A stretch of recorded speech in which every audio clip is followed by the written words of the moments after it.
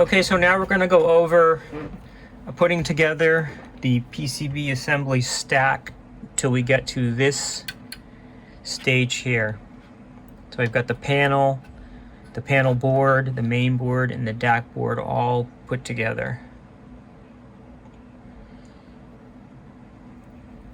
First thing we're going to do is we're going to test fit the panel onto the panel board.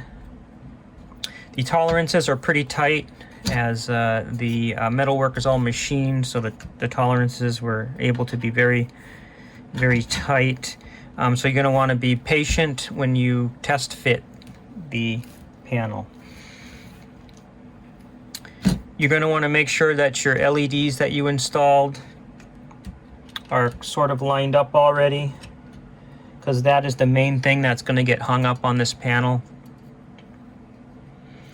Also, there's a slight recess on the holes where the potentiometers go, and they sit into that recess, and it's a pretty tight tolerance. So just be patient. Also, your switches could be installed. One could be a little crooked. So it may take you 5-6 minutes or so to get this seated. So I can see here I'm sort of hung up over here on something. The LEDs look good. You might want to, here, I think it's that potentiometer shaft there. This one went on pretty good. So you might want to temporarily put a couple panel nuts and washers on in order to check the alignment of everything.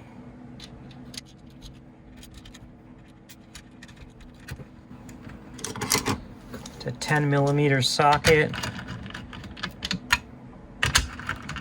for those panel nuts.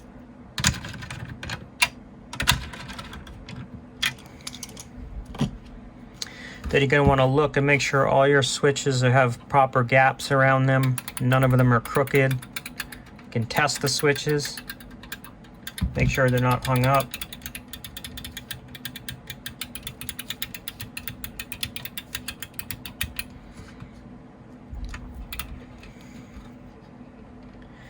Make sure that you installed your little spacers underneath your switches that are included in the kit. The tan colored spacers. It pushes the switches up just a little bit to give it a little bit better of a tactile feel.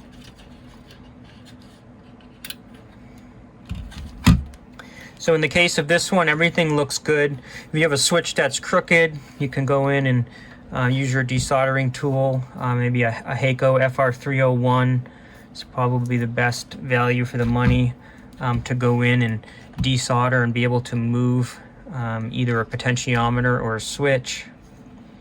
You could also use a desoldering pump, obviously.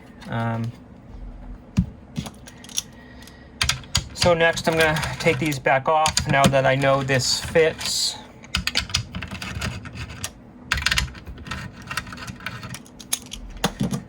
And we're going to install the OLED screen.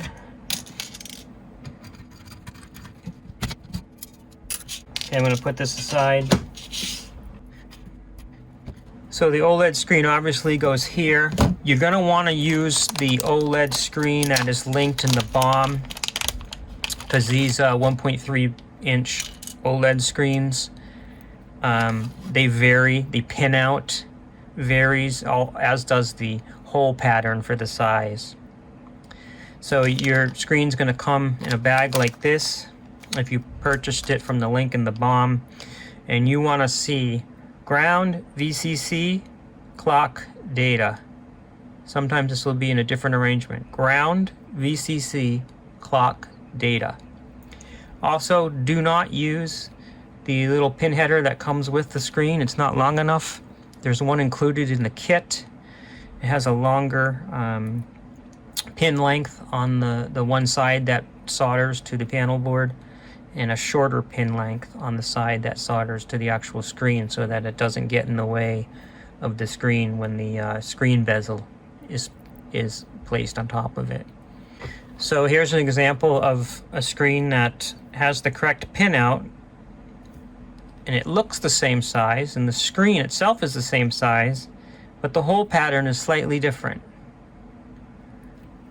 You might be able to get it to work, but it's not going to ideally fit properly in here. So to install the screen, I'm not going to install the pin header incidentally, just for the purpose of this manual. You're going to have 4 flathead screws, 440 screws,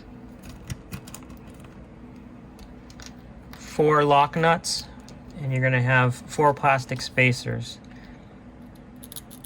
The screw is going to go in first from the top, the spacer underneath, and the panel obviously goes in upside down. You can see the pins here where it attaches to.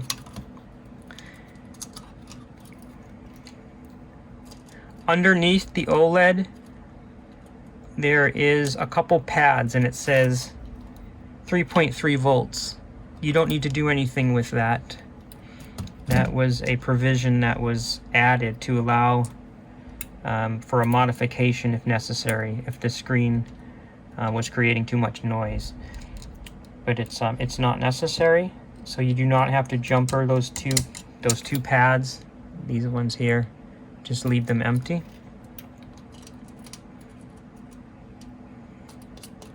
You've got a little bit of play here so that you can adjust the screen perfectly.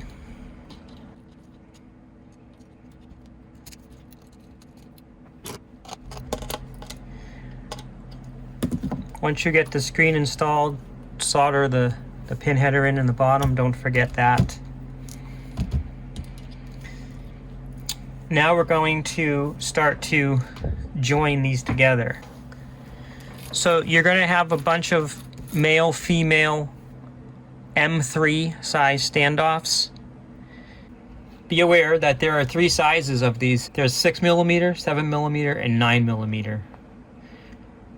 Right now we're going to be using the 6mm standoffs. There's 10 of them, so you're going to grab those 10. And then you're going to grab 7 of the serrated lock nuts, these stainless steel M3 lock nuts. And I believe it's 3 or 4 of these stainless steel regular nuts. So the regular nuts are used where there's not as much room to allow for the full-size lock nut to go. So you're going to come through the back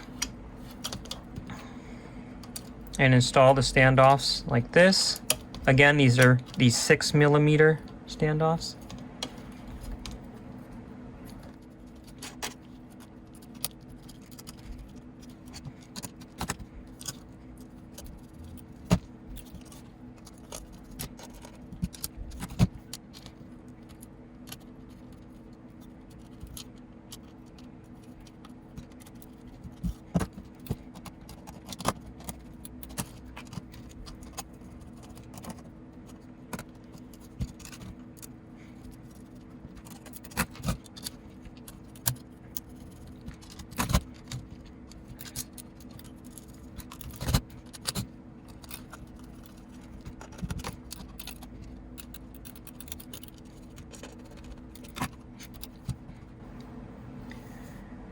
Okay, so far we have 10 standoffs installed, and it's going to be pretty obvious where the regular nut goes versus the lock nut, because there's not enough room for a lock nut in this, and this position. So these 3 positions, 1, 2, 3.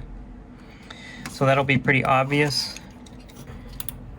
Okay, so for this hole that's between the switches here on the bottom, we're going to use the L bracket. The L bracket's in the BOM. And then we have a 3rd size M3 standoff. So as already described a few times, we're using the 6mm length standoffs for all the primary connections here in the bottom of the panel board. There are 3 7mm M3 male-female standoffs that'll be used in a little bit when we attach the DAC board to the main board.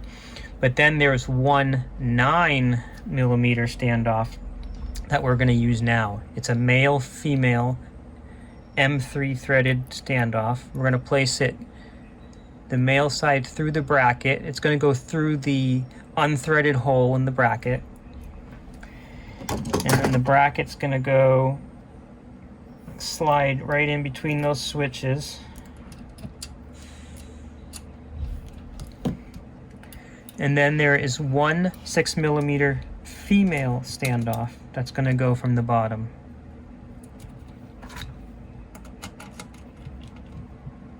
Okay.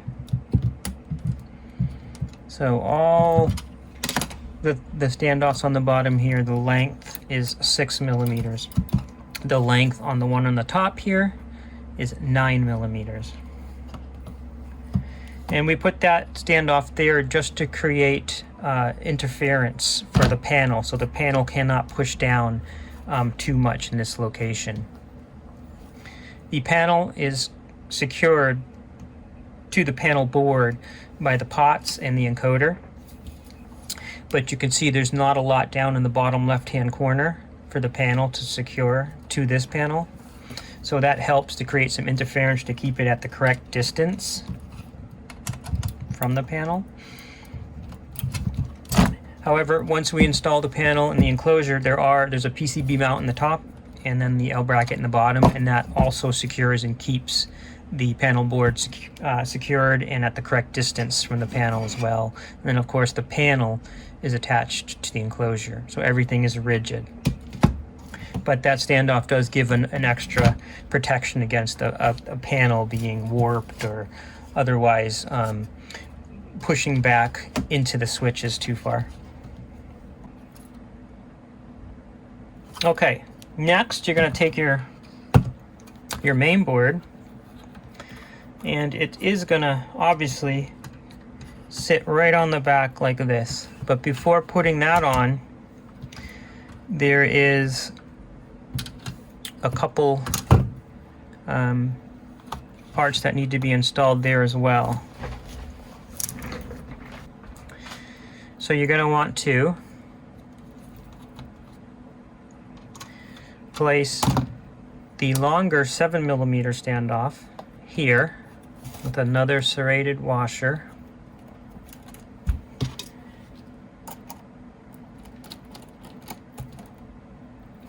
Like so.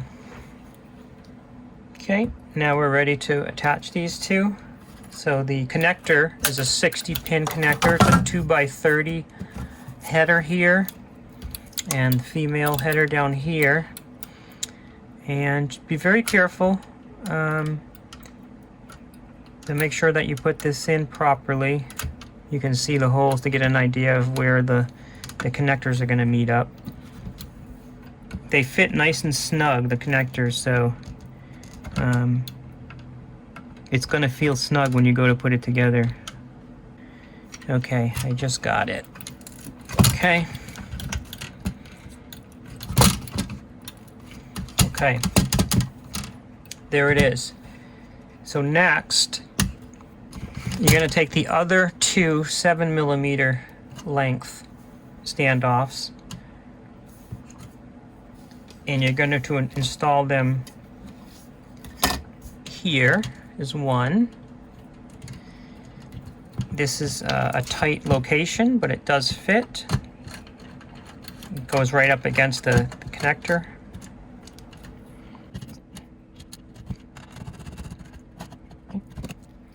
And then the other one goes here. And this is going to be to help support the DAC board next, after we install the main board to the panel board.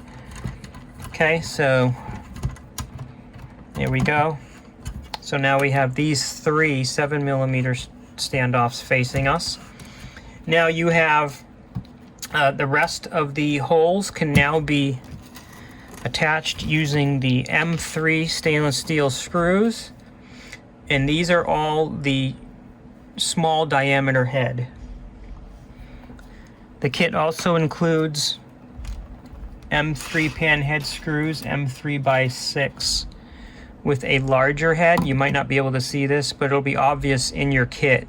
The head is much smaller on certain ones. And those are the ones we're using here. So we can attach those.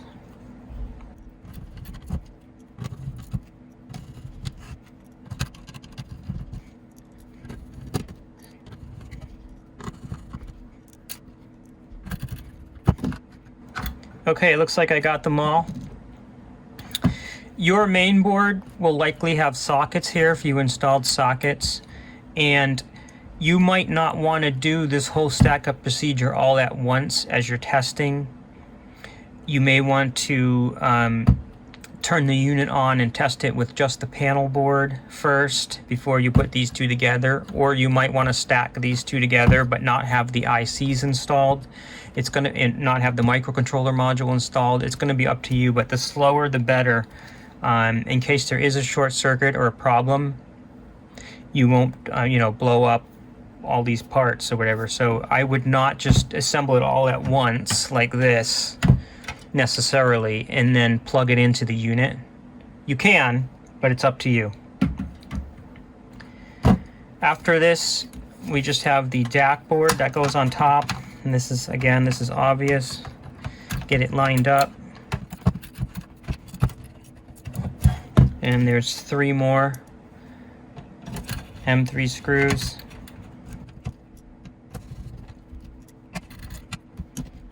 And there we are. We've got the 3 PCBs together.